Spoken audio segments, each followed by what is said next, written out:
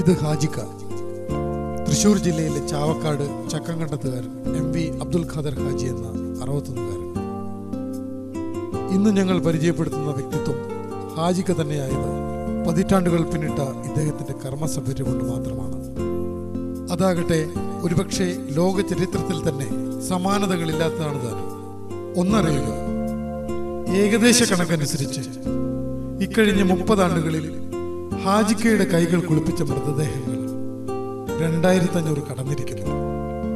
കൃത്യമായി അടയാളപ്പെടുത്തിയിരുന്നെങ്കിൽ ഇതുമൊരു ലോക റെക്കോർഡ് ആകുമായിരുന്ന കണക്കാണ്. ഹോസ്പിറ്റലിൽ കിടന്ന് മരിച്ചാൽ അത് പോലീസ് കേസല്ല, ബോഡി എത്ര വേഗം കൊണ്ടുപോകാം നമുക്ക്. അതേ സമയത്ത് റോഡ് ആക്സിഡൻറ്റ് പോലീസ് കേസാണ്, വീട്ടിൽ കിടന്ന് മരിച്ചാൽ പോലീസ് കേസാണ്. ആ പോലീസിൽ പോയി അവർ എല്ലാ എൻക്വയറി കഴിഞ്ഞതിന് ശേഷമാണ് നമുക്ക് ഈ ബോഡി കൊണ്ടുപോകാനുള്ള പേപ്പർ പോലീസ് തരണം. അവർ തരാത്തോടത്തോളം കാലം ഈ ബോഡി കൊണ്ടുപോകാൻ പറ്റില്ല. അതുമാതിരി തന്നെ ആസ്പത്രിയിൽ നിന്ന് മരിക്കഴിഞ്ഞാൽ പോലീസ് കേസല്ല, അത് സാധാരണ നോർമൽ കേസാണ്. അത് നമുക്ക് അവിടെ നിന്ന് തന്നെ യെല്ലോ പേപ്പർ കിട്ടും, ഉടനെ പോവുക, ഹെൽത്തിൽ പോവുക, പബ്ലിക് ഹെൽത്തിൽ പോവുക, CID പോവുക, പിന്നെ കാർഗോ, പിന്നെ അതാത് എംബസി, ഇന്ത്യക്കാരാച്ച ഇന്ത്യൻ എംബസിയിലേക്ക് പോകുമ്പോൾ CID നമുക്ക് ഹെൽത്തിൽ നിന്ന് 3 പേപ്പർ കിട്ടും, 3 ഡെസ്ക് കേസ് കിട്ടും, പേപ്പർ കിട്ടും. അത് ഒന്ന് CIDയിലേക്ക് പോകണം, ഒന്ന് ഇന്ത്യൻ എംബസി, ഒന്ന് കാർഗോ. അപ്പോൾ അതായിട്ട് ഇപ്പോൾ CID പോയാൽ 7 പേപ്പർ വരും. ഈ 7 പേപ്പറിൽ 5 എണ്ണം തിരിച്ച് ഹെൽത്തിൽ കൊണ്ടുപോകണം. അതാണ് അവർ ഇവിടുന്ന് പോകാനുള്ള റിക്കാർഡ്. ആദ്യമായിട്ടും ലാസ്റ്റായിട്ടും ഹെൽത്താണ് എല്ലാ പേപ്പറും തരിക. ഇവിടുന്ന് ഇന്ത്യക്കാരാണെന്ന് വെച്ചാൽ ഇന്ത്യ കാർഗോ പോയി cargo bill, photo copy, CID paper ഒന്ന്, പബ്ലിക് ഹെൽത്തിൻ്റെ ഒന്ന്, പോലീസ് ആണെന്ന് പോലീസിൻ്റെ ഒന്ന്, മോർച്ചറി മരണ സർട്ടിഫിക്കറ്റ് ഒന്നായിട്ട് എംബസിയിൽ പോയി പാസ്പോർട്ടും കൂടി പോയാൽ അന്ന് 75 റിയാൽ കെട്ടിയിരുന്നു. അതായത് 2008 വരെ 2006 വരെ 75 റുപ്യ കിട്ടിയിട്ട് നമുക്ക് ബോഡിക്കുള്ള പേപ്പർ തന്നെ അത് ഇല്ലാണ്ടായി. ഇവിടുന്ന് പോയ അംബാസഡർ അത് ഇല്ലാതാക്കി. കുറേ കാലമായി തുടങ്ങിയിട്ട് വേണമെന്നും വേണ്ടെന്നും അദ്ദേഹം വന്നതിന് ശേഷമാണ് 75 റിയാൽ വേണ്ടാന്ന് വെച്ചത്. ഇപ്പോൾ 2 റിയാൽ മാത്രമേ ഉള്ളൂ. ഇപ്പോൾ അതും ഇല്ലാന്ന്, അതും ഒഴിവാക്കി, ഡെസ്ക് കേസിൽ മാത്രം. ബോഡി പോണതിന് മുപ്പിട്ട് 4 മണിക്കൂർ മുമ്പ് പോയാൽ ഇവിടുത്തെ എയർപോർട്ട് ഇമിഗ്രേഷൻ കസ്റ്റംസ് അവർ ചെന്ന് കഴിഞ്ഞാൽ ഈ പേപ്പർ അതിൽ സീലടിച്ച് തരും. ലാമാന പോകാനുള്ള പെർമിഷൻ അവർ തരിക. എക്കാമ ക്യാൻസലാക്കണം, എക്കാമ ഇല്ലെങ്കിൽ അതിന് ഫൈൻ കെട്ടണം. അത് 1 മാസം 3 മാസം വരെ ഫൈനില്ല, 3 മാസം കഴിഞ്ഞാൽ ഫൈൻ കെട്ടണം, ഒരു ദിവസത്തിന് 10 റിയാൽ. അന്നേരം അത് ആയിട്ട് മോർച്ചറിയിൽ കൊണ്ടു കൊടുത്താൽ മോർച്ചറിയിൽ അത് കൊടുത്തു കഴിഞ്ഞാൽ പിന്നെ ഉത്തരവാദിത്തം അവരാണ് ഈ ബോഡി പേക്ക് ചെയ്യാൻ. നമ്മൾ 4-5 ആൾക്കാർ വേണം. പേക്ക് ചെയ്ത് ആംബുലൻസ് കയറ്റി കഴിഞ്ഞാൽ ആംബുലൻസ് ഡ്രൈവറാണ് ബോഡി കൊണ്ടുപോകാൻ പറ്റും. അവിടെ എയർപോർട്ടിൽ കാർഗോയിൽ എല്ലാ ക്ലിയർ അവർ നടത്തും. പക്ഷെ നമ്മളെ പേപ്പർ എല്ലാം ക്ലിയർ ആവണം. അത് ഒരു ബുദ്ധിമുട്ടില്ല. എന്തിനും എല്ലാ സൗകര്യങ്ങളും ഈ നാട് ചെയ്യുന്നുണ്ട്. ഇപ്പോൾ മുസ്ലിം അല്ലാത്തവരെ മരിച്ചു കഴിഞ്ഞാൽ ദുഃഖാനിലേക്ക് ഒരു ആംബുലൻസ് വിട്ടുതരുന്നത്. അവിടെ അതിന് കുഴി വയ്ക്കാനുള്ള ആൾക്കാരുണ്ട്. അവർ കുഴി വെച്ച് ഇവിടുന്ന് വിളിച്ചു പറഞ്ഞാൽ കുഴിയായി തയ്യാറായി. പക്ഷെ അവർ ലേബേഴ്സ് പുറത്തെ ആൾക്കാരാണ്. എന്തെങ്കിലും ചെയ്യണം, അവർക്ക് എന്തെങ്കിലും കൊടുക്കണം. 1968 ഖത്തറിലെത്തിയതാണ് കർമ്മത്തെ തപസ്യയായി സ്വയം സ്വീകരിച്ച ഈ നാട്ടിൻ പുറത്തുകാരൻ. 2.5 മാസത്തെ ലോഞ്ച് യാത്രയ്ക്കൊടുവിൽ ആദ്യം ദുബായ് കടൽ തീരത്ത്, 4 മാസങ്ങൾക്ക് ശേഷം ഖത്തറിലേക്ക്. അബ്ദുൽ ഖാദർ എന്ന 19കാരൻ്റെ 41 വർഷത്തെ പ്രവാസ ജീവിതം തുടങ്ങുന്നത് അവിടെയാണ്. ഹോട്ടൽ ജീവനക്കാരനായി ഏറെ നാൾ AC വർക്ക്ഷോപ്പിന്റെ മേഖലയിലേക്ക് തിരിഞ്ഞത് പിന്നീടുള്ള ചരിത്രവും. മൃതദേഹങ്ങൾ കുളിപ്പിക്കാനും മറവ് ചെയ്യാനും വിദേശികളുടേത് കയറ്റി അയക്കാനുമുള്ള തന്റെ ആദ്യകാല യാത്രകൾ സൈക്കിളിലായിരുന്നെന്ന് ഹാജിക്ക് ഓർക്കുന്നു. ചിലപ്പോൾ രാത്രി ഉറങ്ങിയിട്ടുണ്ടാവില്ല, സുഖമല്ലാണ്ട് പനി പിടിച്ചിട്ടൊക്കെ. ഇത് വിളികളം കേട്ടാൽ പിന്നെ ദൈവം എനിക്കൊരു ശക്തി തരികയാണ്, ഒരു ബുദ്ധിമുട്ടുമില്ല. ഇപ്പോൾ തിങ്കൾ വേണം, എനിക്ക് നോമ്പാണ്, ഇതൊക്കെ വിട്ട് ഞാൻ പുറത്ത് ഇത് ചെയ്യാൻ പോകും. അത് ചെയ്ത് വന്നു കഴിഞ്ഞാണ്ടല്ലേ മനസ്സിന് ഏറ്റവും വലിയൊരു സന്തോഷമാണ്, ഏറ്റവും വലിയ സന്തോഷമാണ്. പിന്നോട് എയർപോർട്ടിൽ നിന്ന് വരും, ഇമിഗ്രേഷൻ ക്ലിയറൻസ് ചെല്ലുമ്പോൾ അഥവാ എന്നു നോമ്പല്ലേ, എന്തിനീ സമയത്ത് വന്ന് അൽഹംദുലില്ലാ ശുക്രാണ്, എനിക്ക് യാതൊരു ബുദ്ധിമുട്ട്.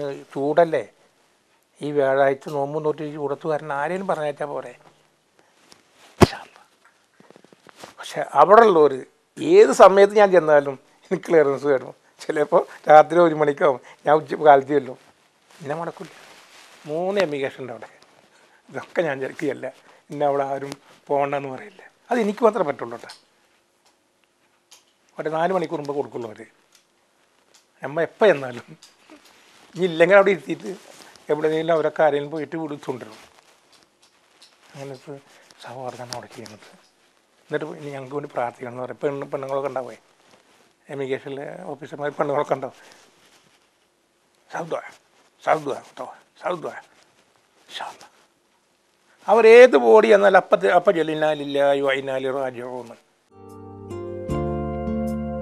ഖത്തറിൽ അരങ്ങേറുന്ന പരിപാടികളിലെ ധൂർത്തുകൾ പലപ്പോഴും വൃദ്ധരായ മാതാപിതാക്കളെയും അവരുടെ ജീവിതാവസ്ഥകളെയും മറന്നുകൊണ്ടാണെന്ന് ഹാജിക്കയുടെ വാക്കുകൾ നമുക്ക് മുന്നിൽ ശേഷിപ്പിക്കുന്നതാകട്ടെ ഉത്തരം തേടുന്ന ഒരുപാട് ചോദ്യങ്ങളാണ്. ഇവിടെയുള്ള എല്ലാ എംബസിയിൽ കണ്ടമാനം അവിടെ രജിസ്റ്റർ ചെയ്തിട്ടുണ്ട് സംഘടന, ഇന്ത്യക്കാർ കണ്ടമാനം സംഘടന. ഞാൻ ഇവരോടൊക്കെ പറയും, നിങ്ങളെല്ലാവരും സഹകരിക്കണം, നിങ്ങളെല്ലാവരും ഇതിൽ ഉൾക്കൊള്ളണം, ഇത് നല്ലൊരു ദൗത്യമാണെന്നൊക്കെ പറയും. ആണെല്ലാവരും പറയും. ആര് വിളിച്ചാലും അവർക്കൊരു ഇതിൽ മനസ്സാക്ഷി ഇല്ലെങ്കിൽ ഒന്നും നടക്കുള്ളൂ. മനസ്സാക്ഷിയാണ് ജീവിതത്തിലെ ഏറ്റവും വലിയൊരു ദൗത്യം. അത് എല്ലാവർക്കും ഉണ്ടായിന്ന് വരില്ല, അവർക്ക് ഉണ്ടാവട്ടെ എന്ന് ഞാൻ പ്രാർത്ഥിക്കുകയാണ്. ഇവിടെ എല്ലാ പരിപാടിയിലും ഞാൻ പറയും, എല്ലാ കാര്യത്തിലും പറയും. ഞാൻ പ്രധാനമന്ത്രിയോട് പറഞ്ഞല്ലോ, എല്ലാവർക്കും അരി വേണം, പാലക്കാട് അരി വേണം ഒക്കെ എന്ന് പറഞ്ഞത്. ഞാനെന്താ പറഞ്ഞത് അദ്ദേഹത്തിന് മനസ്സിലായില്ല. ഇവിടെ കണ്ടമാനം ആൾക്കാർ ജയിലിൽ കിടന്ന് സാറേ, അവർക്ക് പാസ്പോർട്ട് കൊടുക്കുക, ഔട്ട് പാസ് കൊടുക്കുക. ഇവിടെ വന്നിട്ട് പ്രധാനമന്ത്രി ഞാൻ പറഞ്ഞതാണ്. അപ്പോൾ അതിനുള്ള മറുപടി പറഞ്ഞത്, ഇന്ത്യയിലത്തെ നിയമം ഹാജിക്കാക്ക് മാലുമേന അറിയില്ലേ, എത്രയും പരിശ്രമിക്കുക ഹാജിക്ക, നമുക്ക് വലിയ പ്രാർത്ഥന കാരണം എന്നാൽ ഇങ്ങനത്തെ ദൗത്യൻ്റെ ജീവിതത്തിൽ ആരും കേട്ടിട്ടില്ല. ഹാജിക്കാക്കിൽ ഞങ്ങളും പ്രാർത്ഥിക്കുന്നു, ഹാജിക്ക ഞങ്ങൾക്ക് എല്ലാവർക്കും വേണ്ടി പ്രാർത്ഥിക്കുക. ഇനി ഹാജിക്കയെ കുറിച്ച് മറ്റുള്ളവർക്ക് എന്ത് പറയാനുണ്ടെന്ന് കേൾക്കാം. ആദ്യമായി ഖത്തറിലെ മുൻ ഇന്ത്യൻ അംബാസിഡറും ഇപ്പോഴത്തെ ബഹ്റൈൻ അംബാസിഡറുമായ ഡോക്ടർ ജോർജ് ജോസഫിന്റെ വാക്കുകൾ. 3.5 വർഷം ഖത്തറിൽ അംബാസിഡറായിട്ട് സെർവ് ചെയ്ത കാലത്ത് എനിക്ക് ഏറ്റവും കൂടുതൽ ത്രില്ലുണ്ടാക്കിയത് ഏറ്റവും കൂടുതൽ അഭിമാനം ഉണ്ടായ ഒരു വലിയൊരു സ്രോതസ്സായിരുന്നു ഹാജിക്ക. അതായത് അഹന്ത കൊണ്ട് അരിക്ക് പറ്റാത്തതെന്ന് കവി കൊണ്ട് വിശേഷിപ്പിച്ച് പുണ്യം മാത്രം കൈമുതലുള്ള ഒരു മഹാവ്യക്തിത്വമാണ് അദ്ദേഹം. ഖത്തറിലെ സാമൂഹ്യ പ്രവർത്തകനും ഹാജിക്കയുടെ സന്തത സഹചാരിയുമായ അബ്ദുൽ സലാം. ഹാജിക്കാൻ്റെ കാര്യം പറയുകയാണെങ്കിൽ ഇപ്പോൾ ഞാൻ പറയാതെ തന്നെ ഇവിടെ എല്ലാവർക്കും ഹാജിക്കാനെ അറിയാം.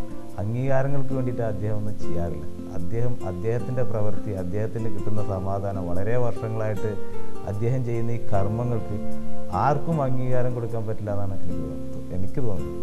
കാരണം ബംഗ്ലാദേശ് ആയാലും നേപ്പാളി ആയാലും ആരും മരിച്ചാലും ഏത് നാട്ടുകാരാണോ, ഏത് ജാതിയാണോ, മതമാണോ എന്ന് നോക്കാതെ ആ ഒരു കർമ്മം ചെയ്യാൻ അദ്ദേഹത്തിന് മാത്രമേ കഴിയുള്ളൂ എന്ന് എനിക്ക് തോന്നുന്നു. എൻ്റെ ഈ ഒരു എക്സ്പീരിയൻസ് വെച്ച് ഒരു 4-5 വർഷമായിട്ട് അദ്ദേഹത്തെ വളരെയധികം നന്നായിട്ട് അറിയുന്ന ഒരാളാണ്. ആ കുടുംബമായിട്ടും നല്ല ബന്ധമുള്ള ഒരാളാണ് ഞാൻ. പുതിയ തലമുറയോട് ഹാജിക്ക എന്ന പിതാമഹൻ പറയുന്നത് ഇങ്ങനെയാണ്: ലോകം പഴയതുപോലെയല്ല മക്കളെ, ഏറെ മാറിയിട്ടുണ്ട്, സൂക്ഷിക്കണം.